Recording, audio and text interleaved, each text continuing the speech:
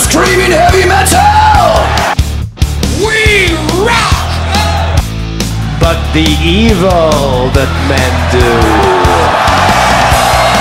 lives on. We gonna bang your head! You are now listening to the Music Mania Podcast, a hard-hitting show featuring all things hard rock and heavy metal. And now here are your hosts, the Twins of Chaos, Clint Switzer and Paul Lagana. Well, Paul, it feels good to be sitting here in our palatial Music Mania Podcast studios on a very beautiful afternoon here in Missouri. I mean, does life get any better? Big show coming up, big guest. It's all good, man. Nothing better at this point. I mean, the warm weather absolutely just gives me the most energy I think I've ever had. Yeah, because you are one of the worst individuals I've ever seen in the cold. I mean, I'm from Missouri. You're from L.A. That makes sense. Yeah. But, it's like it's your kryptonite, basically. 29 years I've been here, Clint, and I will never, ever get used to this cold weather. Hey, it's nice. Now it's April. It is concert season. Stuff is, spring has sprung. That's right. Things are going. And I tell you what, we can't thank you enough for listening here on the Music Mania Podcast. Our special guest today is going to be from the Dead Daisies, Mr. John Corabi, and he's done it all from Motley Crue to Ratt to The Scream to Brides of Destruction to ESP and Union. Oh, that's right. I love ESP. That live in Japan is freaking awesome. I love that album. Absolutely. From ESP. And ESP, a very underrated project. Oh, it absolutely is. And, we're going to be talking to him about that, talking about the Dead Daisies, which have a new live album coming out. It's called Live and Louder, and it comes out May 19th through SVP. And it's this whole deal. It's got a digipack.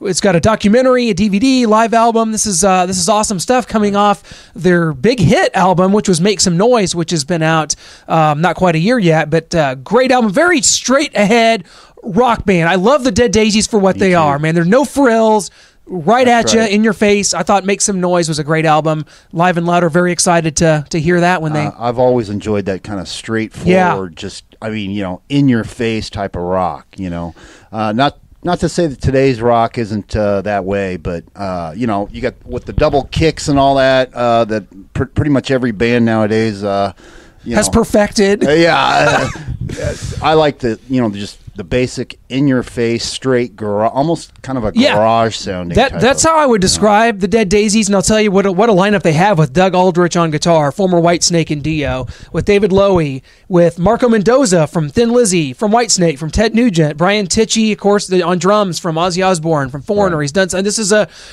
you don't use this term very often. It's a super group, but these guys, there's been a lot of members kind of come and go. Interchangeable, if you will. In a lot of ways, we're going to ask John about that, about the current band. These guys, they've been road warriors, man. They've been out, they've been touring. They're going to be going on a huge world tour starting in June. It's going to go to Europe, Japan, South America, culminating in North America, I believe, here this fall. We're going to ask John about that, get the exclusive, hopefully, on when the Dead Daisies will be back. Because, they opened for Kiss on half of that Freedom to Rock tour last summer. Of course, we missed the Dead Daisies opening. We had some American Idol guy. I can't remember his name. Caleb something or other. Yeah, I don't know. Very forgettable. It was just devastating to miss that tour by a week, man. To miss the Dead Daisies by a week. So. Well, I'll tell you what. It is our pleasure to go ahead and welcome our special guest on this week's Music Mania Podcast with Clint Switzer and Paul Lagana. Our special guest, of course, is from the Dead Daisies, Mr. John Corabi. John, welcome to the show. How is everything going out there, man? I'm good. I'm actually doing the very last tonight. I have one more acoustic show to do, and then I'm going home, and I'm just going to sleep like it's my job. Well, not for too long, of course, because you got this, giant, world tour thing with the Dead Daisies. But I'll tell you tonight, and I'm assuming you're joining us live from Milwaukee as your last acoustic show. How's that tour been? I mean, I'm sure it's got to be gratifying. I know you love to go out and do these, and tonight's the last night in Milwaukee, I guess, as Alice Cooper would say. Yeah, it's been cool, man. I started this thing about a month ago. I went up to Canada and then all through the Midwest, down the East Coast, and I had like about a 2-day window there where I went home for a minute and did some laundry, and then I came back out, and I've got, tonight's the last one. I did like 5 or 6 shows this week, and, I can see like It's a different vibe from the Dead Daisies, but I literally get to sit down on a stool with an acoustic guitar, tell jokes, play songs, tell people why I wrote some songs, and just kind of have fun, man, and, you know, keep the chops up, and, you know, and honestly kind of probably stay out of trouble quite a bit, too, because I'm definitely not a person you want to see bored in a white room with a black marker, so... I can imagine what your elementary school, you know, days must have been like. Must have been really fun for your teachers, as they were for mine as well. But John, you know, I want to talk to you about this new live album coming out. It's May 19th. It's Live and Louder from the Dead Daisies. Coming off what was an amazing album, which was Make Some Noise, and what you guys have been able to do, these high octane performances, these tours. I mean, really, the Dead Daisies have gotten, you know, a lot of notoriety over the past couple years. You got to do the tour with Kiss, which we missed by like a week, by the way, here in Kansas City. Still pissed about that. So, I mean, talk about this new live album. You can go to the website right now and pre-order it, but you know, it's coming with like a DVD and a lot of stuff. I mean, this is a cool product you guys got coming here. Yeah, it's to be honest with you, like you know, the band has had it's a little odd, but the band has had quite a rapid, you know, momentum going here, you know, and a lot of people that had our Revolution record and they had, you know, Make Some Noise, they would come and they'd see the band, and then afterwards we do meet and greets every day. So they would come and they would see the band and go, God, you guys are awesome. Like, I thought the record was great, but God, you guys are so much better live, and you know, and you guys have fun, and you look like you're having, and you know, so the record label's actually like, we should do a live album. You guys really are a great live band, and we just kind of wanted to let people see, A, what the band is like, but, you know, if there's a way to feel it or see it, we wanted the people, like, that aren't real familiar with the band to kind of take notice and see, like, this energy that's happening on stage for us every night. Like, these fans are just, they're, you know, they're getting bigger and bigger and louder, and it's crazy, you know. And this tour that we're going now, we're actually getting to the point now where we're actually starting to headline. We're starting to, you know, even headline some festivals, you know, different things. So it's really pretty awesome. And it you know what, it's kind of weird. It's very reminiscent of, you know, Kiss was building quite a bit of momentum, and then all of a sudden that live record came out, and you could feel that, I don't know, there was just some sort of energy feel. That live record was just like, it just captured it all for them. And then they just blew up, and they went through the roof.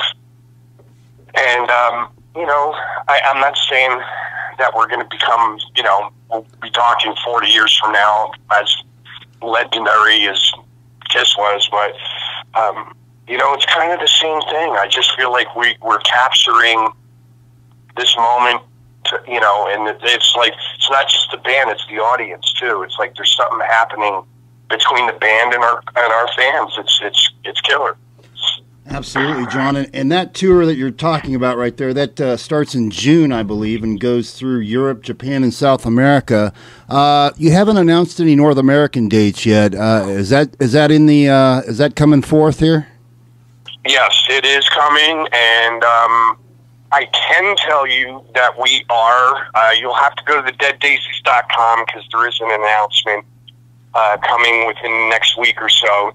But I don't know how long the tour is going to be. I don't want to say, but I can tell you that we are starting in Chicago and we are ending in Las Vegas. So, nice. Check out the dates for that. It's going to be very short. Boom, 1-2 punch, bang bang, and you know. But we are doing some shows.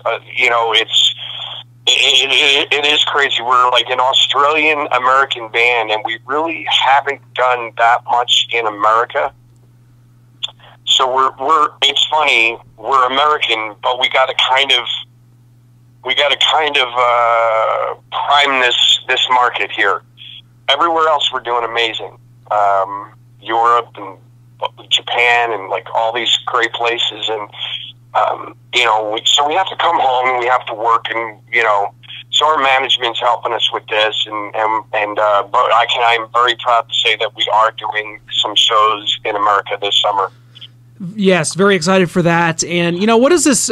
Because a lot of people, especially in America, I think in Europe, a lot of people are going to look at this. They know the lineup. They know who you guys are. I mean, they know who Marco Mendoza and Brian Tichy and yourself and Doug. I mean, this lineup is killer. It's like in America, it's almost like, do people realize the magnitude of the individual members of this band? I mean, Doug Aldrich, Dio and Whitesnake, Marco Mendoza, David Lowy. I mean, just talk about kind of the makeup of this band, because there's been a lot of members kind of that have come through the Dead Daisies, but this seems to be kind of a solidified group, and there's a lot of star power in here, isn't there? Well, and let's clear one thing up. I know that, like, when you look at it's kind of hard to explain. Like, David actually put the band together, David Lowy, and he started it with another singer named John Stevens, and whatever happened there, I don't know. All I know is I got a call 3 years ago, and they said, do you want to come down and check things out? So I said, yeah. Since I've been in the band, I know David's talked about it being a band. But he also understood, too, having guys like Brian, Marco, at the time we had Richard Fortus and Dizzy Reed, who were on hiatus from Guns N' Roses. He knew at some point they were going to get calls to go do some shows, or hopefully we could work it out, blah, blah, blah. But, so a lot of the names that are on this list are people that filled in for who was in the band. Like, for example, right after we did the Revolution record, Brian couldn't do a part of his tour in Europe. You're right. He already had prior commitments. So we just called up Tommy Clufetos from Sabbath. Yep. And we said, hey, dude, can you fill in for Brian for like a month or so? He's like, yeah, sure, no worries. Tommy came, learned stuff. We went over to Europe. We did that. As soon as Brian was available, he came back. Tommy left, but Tommy's part of our family now. Tommy's part of the tree, and so he's on the list. But he was not like a member of the band. He was just a buddy of ours that filled in. And then even David had some issues last year, and he missed a couple shows. So we got somebody to fill in for David. Richard had a motorcycle accident, and right, like 3 days before we were leaving, or 4 days before we were supposed to go to Australia with Kiss. And yeah. So we had somebody fill in for him. So a lot of the people that are on that list are actually people that filled in for, you know what I mean? Absolutely. And it does seem just like this group that's together here, it's very cohesive. These live performances are great. I can't wait. They just sent us over the DVD. I'm going to check that out today. It's kind of a documentary that you guys, following you guys on the road through the Last World Tour, and that's going to be part of the live album as well, which is awesome. And it's so rare. Like, you talked about comparing yourselves kind of to Kiss, which I was going to actually ask you about that, because it seems like long gone are the days of being able to go record an album, tour on it extensively, record a live album from that tour, and then tour on that, which is kind of like what Kiss did, what a lot of bands did back in the day. Bands these days, especially veteran bands, are flying in for weekend gigs, if that, these days. I mean, you guys are kind of doing it in a more traditional sense. I mean, I think that's what's kind of cool about the Dead Daisies. It's very original what you guys are doing right now.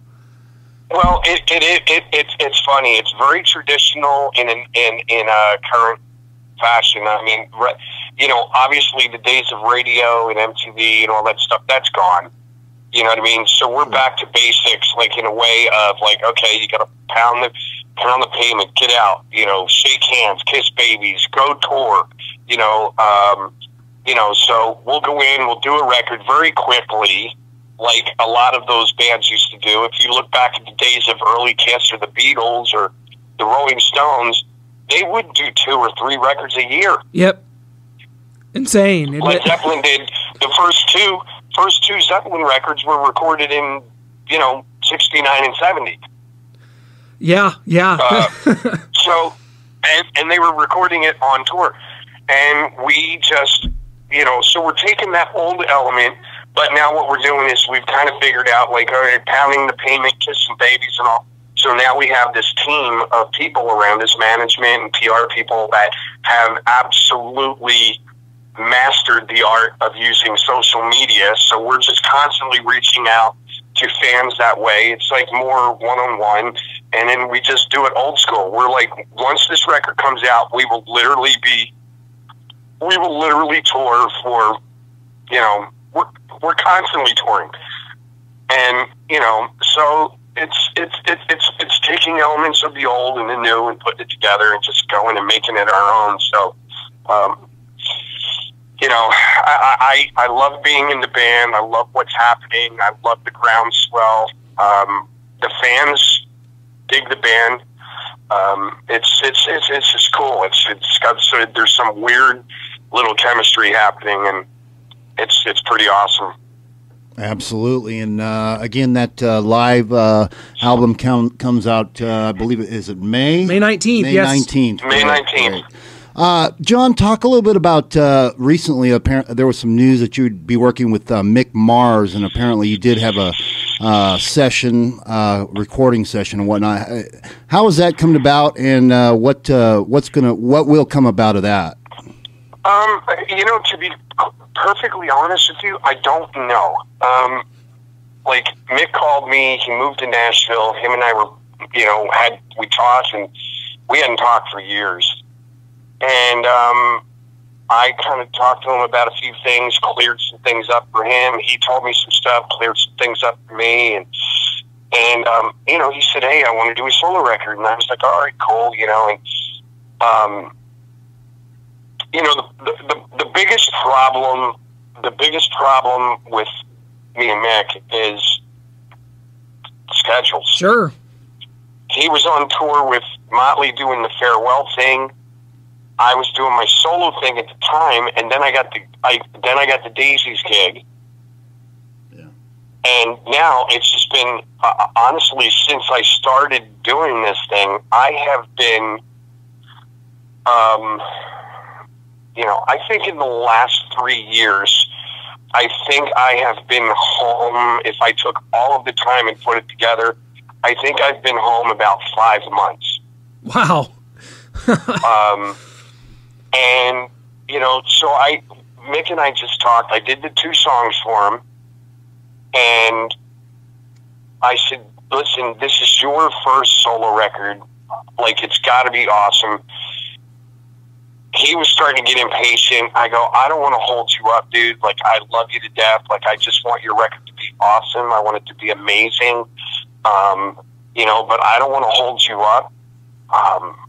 You know, and you know, and when I do work with you, I want to be able to give you 100% of my time, you know, whatever. And so I think he's, you know, he's still doing some writing. I don't know who he's working with or whatever, but I did the 2 songs, and if I can help him when I have downtime, I would love to. But obviously, you see our schedule. Yeah. I mean, between the Daisies, I have the live record coming out called, you know, with the Daisies. And then I recorded a live album of the Motley 94 shows that I was doing that I've literally been sitting on for a year.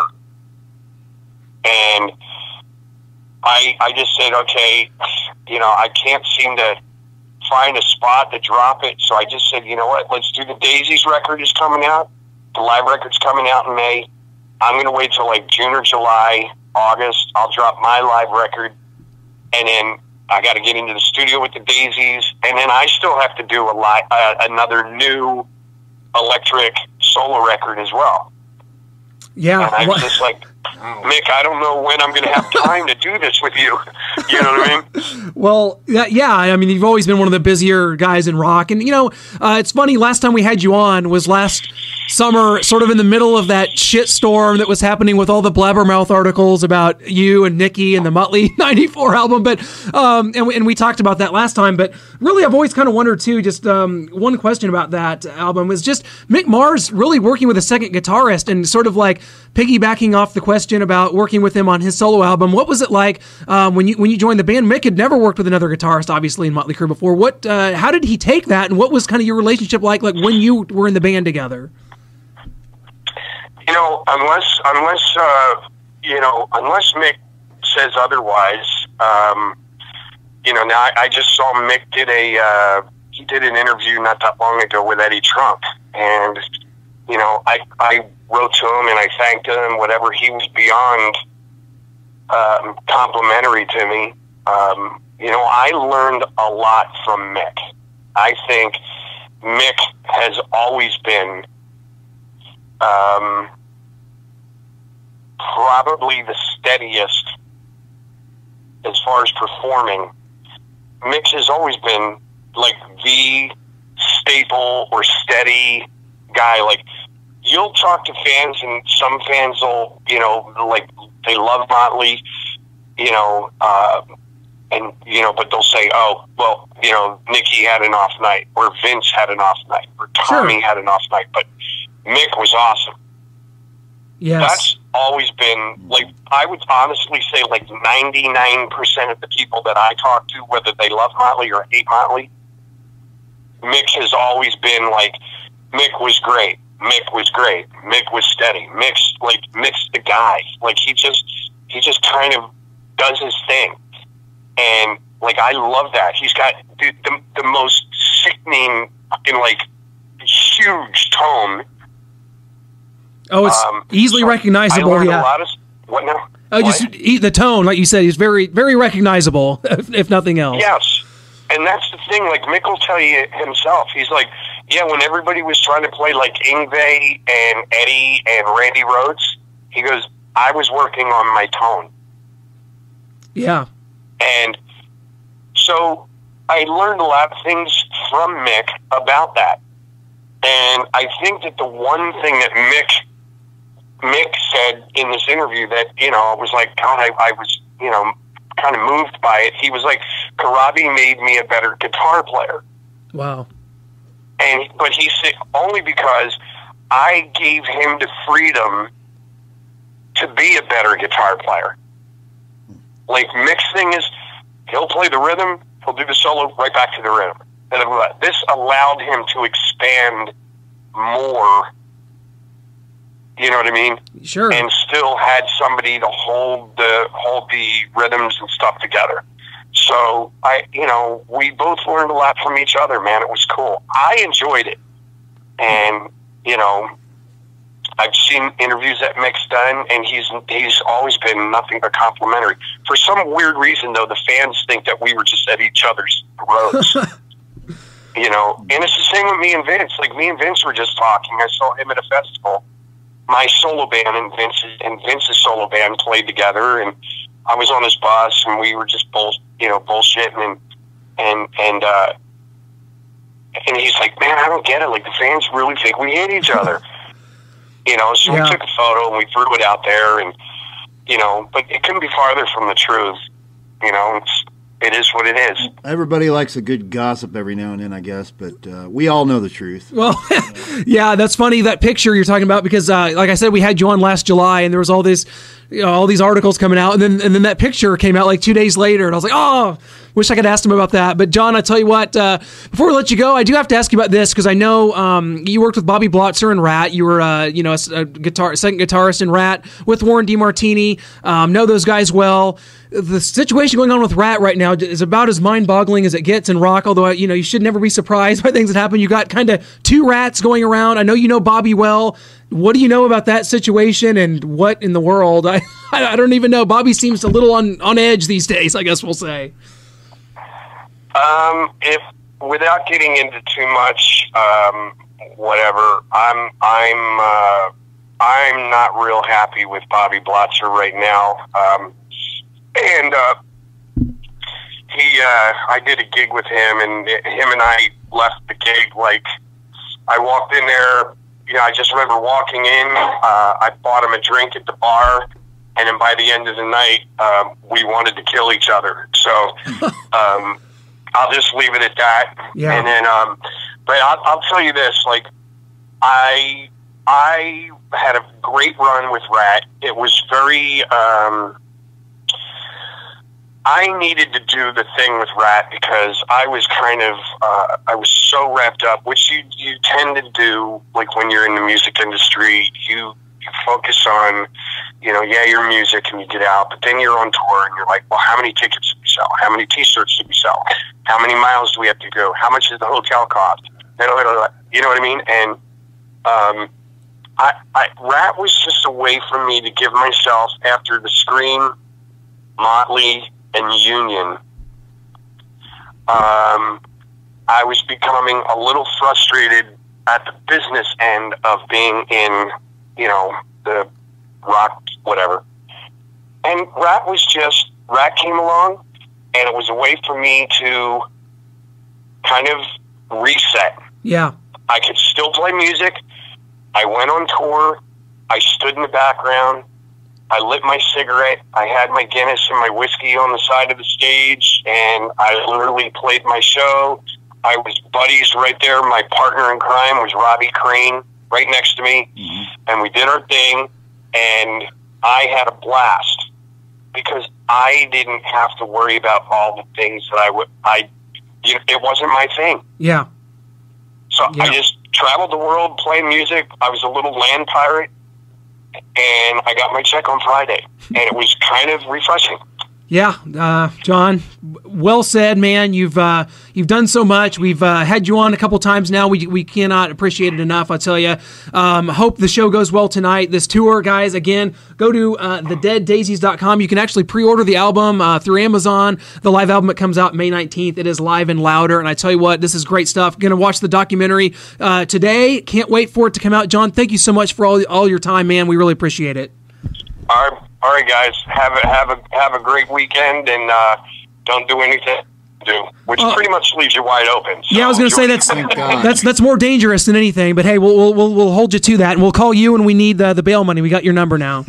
Appreciate it, John. Thanks a lot. All right, man. Late. John Corabi, ladies and gentlemen, and you talk about a guy that you want to go and just sit down, have a beer with, kick back, and listen to for an hour or more. He's your man. Well, he also, we've got his number, and he told us don't do anything that that he wouldn't do, which is very dangerous this weekend, especially for us. We've got his number. Told him that any and all malfeasance was going to be traced back to him. So I hope that's okay. But no, great to hear from him. Great to hear all about it. He's just very candid, very straightforward, talking about the Motley stuff, talking about working with Mick Mars, talking about his chance encounter with Vince Neil at a festival where they had the picture of those two. And of course the Ratt stuff, which I just find mind blowing. I told him, Bobby Blotzer has just gone off the deep end. There's no other way to put it. It's unbelievable. I mean, this guy. I mean, the storied career in music that Bobby Blotzer has had, and to now just be almost a pariah in the music world. Well, that's a good word for it, because seriously, he's been just. I don't even know the word. He's just been completely juvenile in the way he's handled this, trying to take out a version of Ratt with just himself. And there's been lawsuits, cease and desist orders, and he's still trying to do this, and he's bad-mouthing.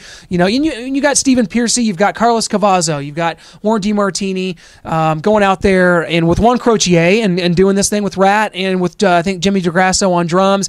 That's what people want to see. I'm sorry, that's what people want to see. And if Bobby Blotzer's in there or not, I don't think no one gives a damn. I mean, that's just my opinion. Well, I don't know if I'd go that far. Only in the sense that the true Ratt fans that began with Ratt. Obviously, the original lineup is something that everybody wants to at one point would want to see again. But I mean, Robin Crosby passed away. They don't. They already don't have that. And I understand that, but again, like you said, though, I mean, for this guy to just. Like I said, basically a pariah right now. I mean, yeah, it's really crazy. And obviously John has had some experiences as well that aren't so, kind. So it kind of stands to reason, but we can't thank everyone enough for listening, downloading, subscribing, guys. iTunes, hit that subscribe button, give us a review. We love to see them. We try to have a new episode weekly, especially during the spring and summer months. We're coming at you with guests just as frequently as we can, once a week, usually on Fridays. This is kind of when we start, ramping up for the, like you said, the spring and summer. Everybody, please get out there and listen to us. Hey, the sun comes out, the freaks come out. That's the Music right. Mania Right. I did. Somebody, at this the onset of each show, we're introduced as the Twins of Chaos, which has actually taken a few hits over. I've noticed over at Metal Sludge, a couple people kind of poking fun at us being the Twins of Chaos, but they have no idea, what we've been through together, and how that term is very appropriate in many ways. They'll never know. Poke away. I mean, that's my motto. Poke away, man, because, we have been through a lot. We're both, unbelievable fans of rock and roll, metal.